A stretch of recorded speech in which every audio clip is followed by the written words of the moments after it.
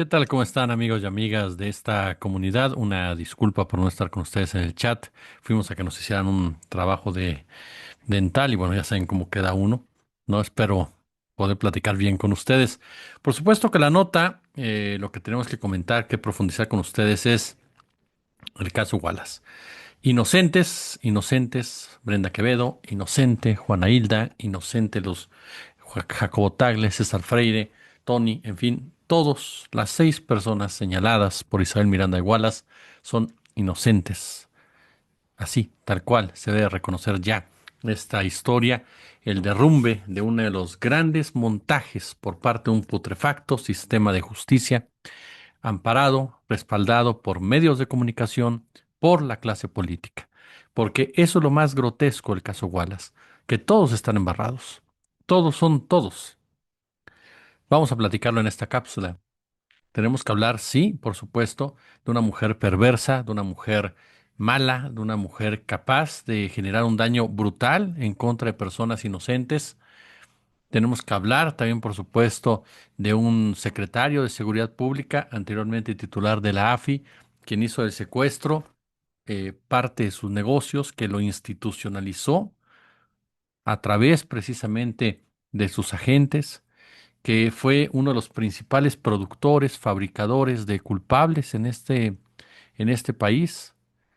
Pero también tenemos que hablar de todo lo que ha rodeado a estos personajes, de todo lo que permitió que estos personajes siguieran operando, de todo lo que permitió que estos personajes siguieran, por supuesto, actuando como lo hicieran durante tantos años. Porque Genaro García Luna no fue un hombre de un sexenio, fue un hombre que vino desde sexenios antes y todavía con Enrique Peña Nieto. Isabel Miranda de Wallace tuvo un peregrinar muy similar hasta que falleció. Una mujer que siempre contó con protección en diferentes niveles del poder ejecutivo, del poder judicial, del poder legislativo y también en su momento del poder ejecutivo. Ni hablar de la Procuración de Justicia. Pero ¿cuál es la historia? La Suprema Corte de Justicia marcó el día de hoy un hito.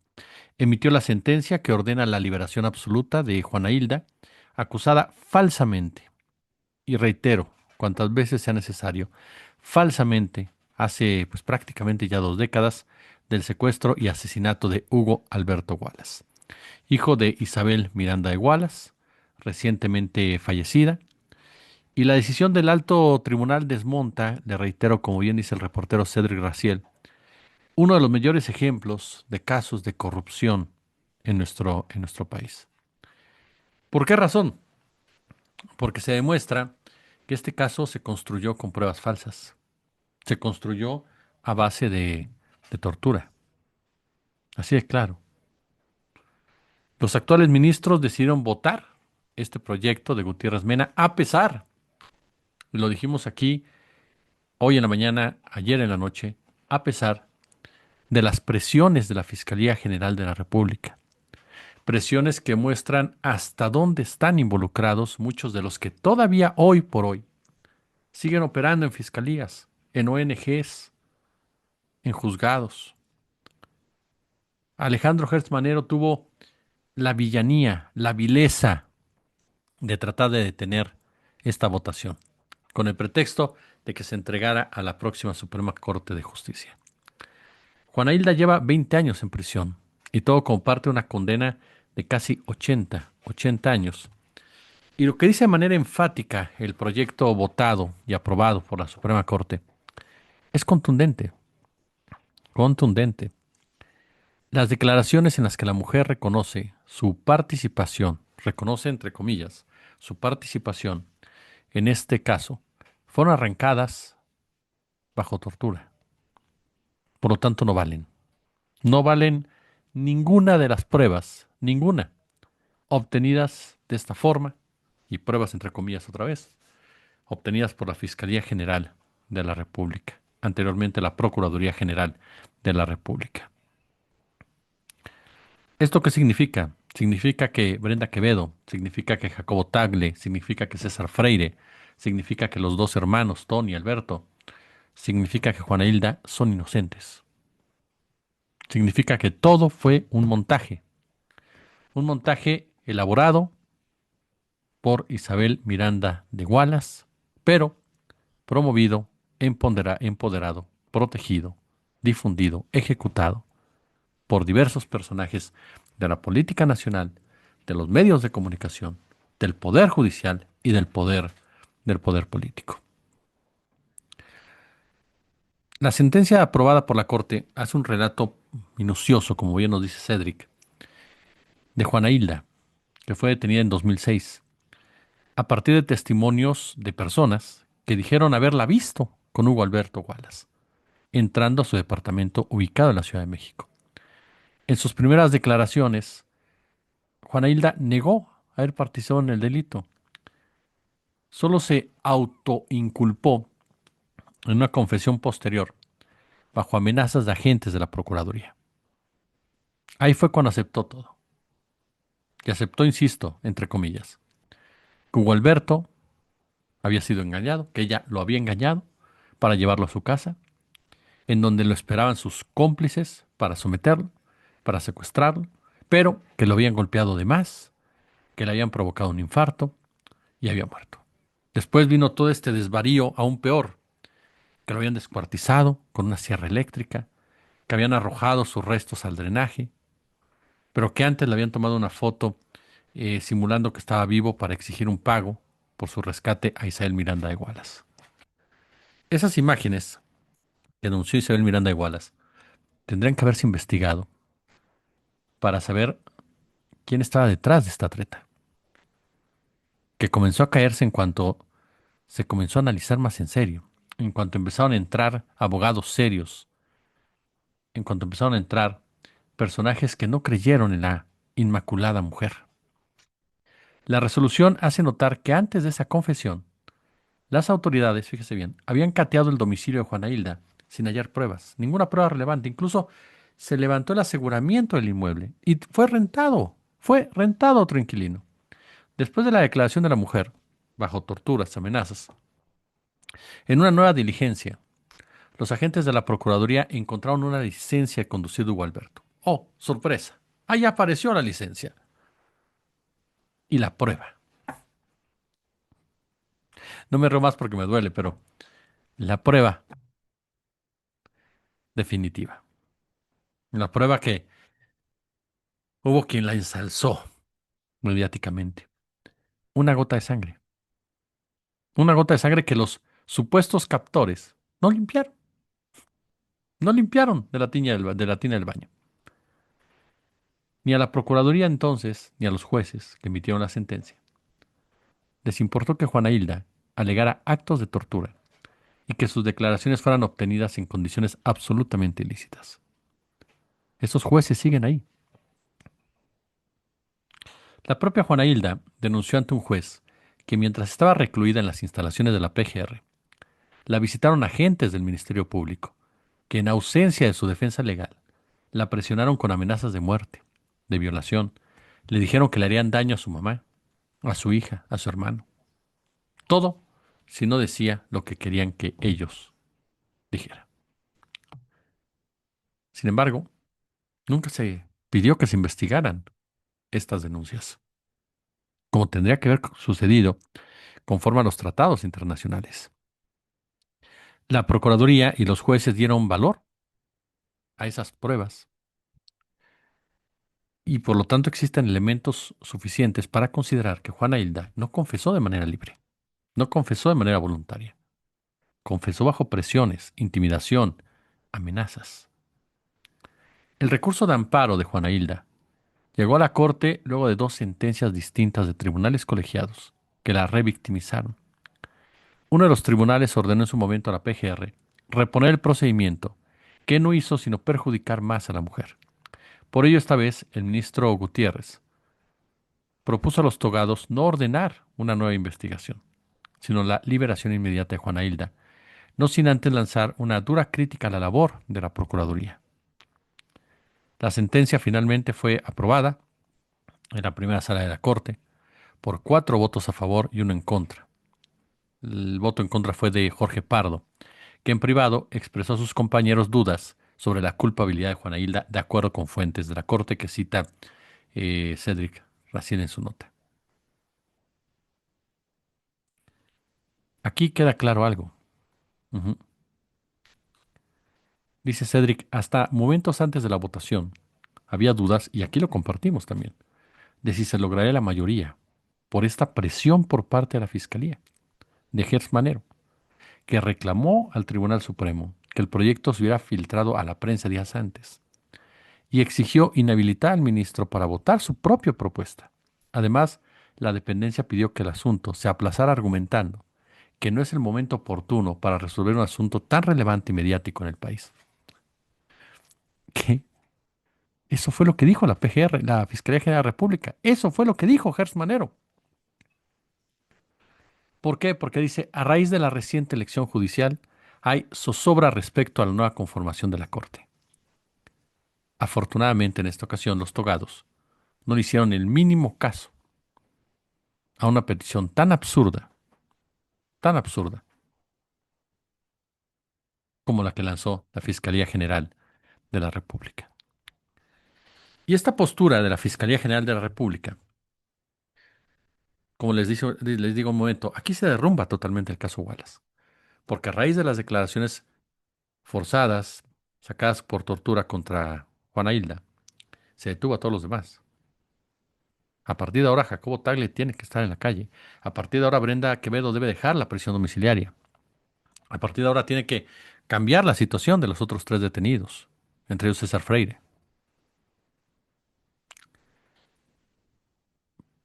Esta postura de Gers Manero, que para mí no me sorprende, sino que me confirma muchas cosas de lo podrido que está este sistema, nos lleva a pensar quiénes más estuvieron involucrados. Porque no fue solo Isabel Miranda de Wallace. Ella pudo haber organizado todo, pudo haber creado todo, pudo haber coordinado todo, pero necesitó de políticos, necesitó de empresarios, necesitó de periodistas, necesitó de legisladores, necesitó de fiscales, necesitó de MPs, necesitó de jueces, necesitó de notarios, necesitó de todo este entramado para llevar a cabo un acto tan miserable. En México, lamentablemente, y durante muchos años, se utilizó el impacto mediático para culpar a las personas. Las autoridades judiciales lo hacían recurrentemente en olvidar al negro Durazo, por ejemplo. Y esto se intensificó con Genaro García Luna, tanto en el gobierno de Fox como en el gobierno de Calderón. Con todas estas bandas criminales que nos platicaban en alguna ocasión Emanuel Stills, que existían algunas bandas, pero las reciclaban y les echaban la culpa a los secuestros que cometían las propias policías. O bien agarraban gente de escasos recursos, los detenían, los formaban y los presentaban a los acríticos medios de comunicación. Eso fue una práctica cotidiana con Vicente Fox, con Felipe Calderón, porque era una práctica de Rafael Maceo de la Concha, cuya esposa quería ser ministra de la Suprema Corte. Era una práctica común en Genaro García Luna. Era una práctica común en Eduardo Medina Mora, quien se convirtió también en ministro de la Corte, por cierto. Era una práctica común con Enrique Peña Nieto, con todos y cada uno de los procuradores que tuvo Enrique Peña Nieto. Era una práctica común de estos sinvergüenzas. Se volvió una constante. Entonces, lo que hizo Wallace fue lo mismo, exhibir el rostro de personas inocentes, lo cual era un acto ilegal, y recibir el respaldo político. Una persona denunciada penalmente se convirtió entonces en culpable de toda la narrativa mediática, sin ningún tipo de investigación, sin un proceso correcto, inculpados con falsos testigos, pruebas fabricadas por los ministerios públicos, bajo la confesión de tortura. ¿Qué pasó con el caso Vallarta? Recuerda, Florence Cassé. Fue maravilloso crear este cuento del hombre mexicano, la mujer francesa y ella una verdadera desgraciada que era la que operaba realmente la banda, ¿no? Y todos los mexicanos y mexicanas absortos en eso. Ahí estábamos. Y así lo crearon las autoridades. Y al exhibirlos en televisión, todo el mundo juraba y perjuraba que eran culpables. ¿Cómo no lo iban a hacer? Habían salido en televisión. El periodismo, y lo hemos expresado en otras oportunidades cuando hay gente que a mí me dice, ¿por qué no presentas la demanda? El periodismo documenta, investiga, denuncia, demuestra a la comunidad. Pero es facultad del Ministerio Público investigar, coordinar la investigación. Es facultad del Poder Judicial determinar si una persona es inocente o es culpable. Por supuesto que cuando tú ya tienes cierta experiencia, vas creando escenarios que vas justificando con la historia, con pruebas, con declaraciones y demás. Y llegas a finales que la autoridad no quiere llegar. Pero ese es el trabajo de la autoridad, a final de cuentas. Durante el mandato de Calderón, y aquí entro ya con los otros responsables, hubo periodistas cercanos a Calderón, cercanos a García Luna, que colaboraron con Wallace. Periodistas que hoy están muy callados, como Raimundo Riva Palacio, como Jorge Fernández Menéndez, como Leonardo Curcio. Periodistas que incluso lamentaron la muerte de Wallace. Ciro Gómez Leiva, Joaquín López Dóriga, quienes fueron determinantes para legitimar como verdadero este falso secuestro y homicidio. Promovían solamente la versión de ella y de la PGR. Después, algunos de ellos reconocieron que se habían fabricado pruebas, pero nunca los hemos escuchado pedir disculpas. Uno de los principales promotores de Wallace, uno de los principales promotores del caso Wallace, uno de los principales, de las principales voces que criminalizó a Brenda Quevedo, que criminalizó a Juana Hilda, que criminalizó a Jacobo Tagle y a los demás, es Ciro Gómez Leiva, quien según denuncias que se han hecho desde el 2006, sabía que el hijo de Isabel Miranda no era hijo legítimo de José Enrique Wallace. Y fue una información que se reservó desde entonces en complicidad con Isabel Miranda y que trascendió hasta 2019, después de que, con la presentación en el Senado del padre biológico de Hugo, el doctor Carlos León Miranda. Sí lo tiene que explicar, si sabía. Y si lo sabía, ¿por qué se quedó callado? Digo, es muy obvio por qué se quedaron callados. Es muy obvio por qué defendieron a Wallace.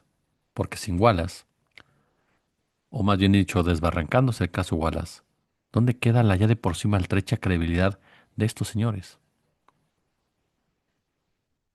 La relevancia aquí radica en la fabricación de la prueba de ADN, pero por agentes del Ministerio Público, de la CIEDO y de la PGR, la cual fue a través de una gota de sangre plantada en el departamento, como les decía. Pero ¿quién es? Ajá. ¿Quiénes fueron los responsables? Los agentes. Los agentes, ajá, de la entonces Procuraduría General de la República. Ellos fueron los que plantaron esa prueba de ADN. Nos damos cuenta. Ujú. Entonces, si no mal recuerdo, usted corríjame, ¿quién estaban al frente del asiedo en ese asiago 2000, 2006? ¿Mm? 2006 era Noé Ramírez Manduján, por ejemplo, era José Luis Santiago Vasconcelos, este último que falleció en el accidente donde también murió Juan Camilo Muriño. Ramírez Mandujano, que fue detenido a raíz de las declaraciones de este famoso testigo Jennifer, que se le caen todos los casos, por cierto, a quien confía en Jennifer. y que fue detenido por Felipe Calderón con la finalidad de fingir que estaba combatiendo la narcopolítica. Ese testigo Jennifer, por cierto, que fue el que trataron de utilizar, ¿no?, para culpar a López Obrador. Dos de los testigos que vieron e interactuaron con Hugo Alberto Wallace después de la fecha de su supuesta muerte fueron su amiga y vecina Laura Domínguez y el investigador José Luis Moya, quienes informaron directamente a Ciro Gómez Leiva de las evidencias de Hugo Alberto. Hasta el día de hoy, y seguramente mañana seguirá igual, porque así es, su carrera se está cayendo, la credibilidad se está cayendo, pues hay que mantenerse como sea. Porque Gómez Leiva mantuvo hasta el final el guión de Isabel Miranda de Wallace y por años ha promovido información falsa al respecto. El otro, Joaquín López Dóriga. En enero del 2007 difundió una detención, la de Jael Malagón Uscanga. Lo utilizó como parte de la banda que secuestró y asesinó a Hugo Alberto. Lo acusó de todo, de todo. Exhibió el video donde aparecía Jael Malagón, Víctor Mendoza García, René Aníbal Silva y su reportero Jesús Cárdenas. Se refirió a ellos como cómplices de César Freire. López Dóriga, en su comentario editorial, señaló que la detención era parte de los operativos en Presidente Mazarik en Polanco. Jamás rectificó sobre el caso de Jael Malagón y siguió dándole voz a Isabel Miranda de Wallace hasta el final. Y lamentó la muerte de Isabel Miranda de Wallace. Vicente Fox, Marta Sagún, José Luis Santiago Vasconcelos, Eduardo Medina Mora, Federico Dorin, Gustavo Madero, obviamente Felipe Calderón, Genaro García Luna, son parte de esa clase política y judicial que empoderaron a Isabel Miranda. Isabel Miranda, que contó una historia que la llevó a ser incluso candidata a la jefatura de gobierno. Pasó de ser solamente dueña de Showcase Publicidad y colegios al sur de la capital a presidenta de la Asociación Civil Alto al Secuestro, que lo único que hacía era extorsionar gobernadores para no fastidiarlos con las cifras, porque o me pagas o digo que tu estado está muy mal en materia de secuestros, o mejor aún, hablo con Genaro y de repente te van a caer secuestradores por todos lados. Eso fue lo que hizo esta mujer. Explotó el secuestro como negocio. Y lo mismo hizo Genaro García Luna. Ahí estaba el Poder Judicial, siempre a su lado. Medina Mora, García Luna, Marisela Morales, Jesús Murillo Caram, Manuel Mondragón y Cal, Arely Gómez, Raúl Cervantes. No son pocos los testimonios que señalan cómo entraba y salía precisamente de los ministerios públicos, el picaporte que tenía de todos estos personajes. Pero ¿qué me dice usted de los políticos también? Como Miguel Ángel Osorio Chong, Claudia Ruiz Massieu, Erubiel Villegas, Nubia Mayorga, Miguel Ángel Mancera, Juan Manuel Fósil, Mauricio Curi, María Guadalupe Murguía, quienes firmaron una carta pidiendo al Senado, pidiendo que el Senado interviniera para frenar la revictimización de la Fiscalía contra la señora Wallace. ¿Se imagina? Pidieron que se le dejara de investigar. Federico Dorincora está tan apuntado y desgarrándose las vestiduras, el panista. Le abrió las puertas, pese al descontento de algunos militantes, incluso de su partido, y le regaló un puesto en la Asamblea Capitalina a otro familiar de Isabel Miranda. Por ejemplo, Gustavo Madero fue quien la hizo candidata a la jefatura de gobierno por órdenes con Felipe Calderón. ¿Qué pasó con los organismos autónomos? En la Comisión Nacional de los Derechos Humanos llegó Raúl Plasencia Villanueva, gente cercana, más que cercana a Isabel Miranda de Wallace. Por eso, Luis Raúl González, que ahora anda de presidente de Pumas, jamás quiso pronunciarse sobre el caso Wallace. Y ni hablar de los gobernadores. Ya hablábamos de Mancera, ¿no? Un hombre que siempre estuvo con ella. Un hombre que le permitió a la empresa Showcase Publicidad que hiciera lo que quisiera. Que tuviera un lugar en el Consejo de Publicidad Exterior de la Ciudad de México con voz y voto. Imagínense nada más. Graco Ramírez. Graco Ramírez, quien, pensando que podía ser presidente de la República, llegó a pactos con Isabel Miranda de Wallace. Incluso Isabel Miranda llegó un momento en el que dijo que Morelos ya no era peligroso en materia de secuestros. Todos ellos son parte de esa red. Porque sí, efectivamente, ujú, Wallace aparecía en los medios, hablaba, despotricaba, ordenaba, amenazaba, pero no estuvo sola. Todos estos y estas le permitieron ser lo que fue. Y todos estos y estas siguen ahí, con la excepción de los que ya murieron, claro, y de García Luna que está preso. Calderón, Fox, todos ellos. Y los que dijimos. Algunos siguen siendo legisladores, algunos siguen de jueces. Irene Herrerías, metida en el clan Wallace, se metió ya a la Suprema Corte. Y hay activistas como Saskia Niño de Rivera, que se atrevió a llamarla gigante, y que ahora, tras el derrumbe del caso Wallace, se atreve a cuestionar las atrocidades del sistema de justicia cuando ella fue, junto con muchos otros y otras, de las que salieron a lamentar la muerte de una mujer tan mala, tan perversa, que los que la respaldaron, cuidaron y protegieron son peores, mucho peores. Y ahora, ¿qué van a decir todos ellos? Hoy su credibilidad, señores y señoras, no existe. Hoy ustedes están en el basurero de la historia, pero deberían de estar detrás de la cárcel, pagando por todo el daño que le hicieron a estas personas. Porque ustedes son los responsables de esa fabricación de culpables. Ustedes tendrían que estar ahí, en la cárcel. Pulgares arriba. Como siempre un gusto, como siempre un verdadero, pero verdadero placer.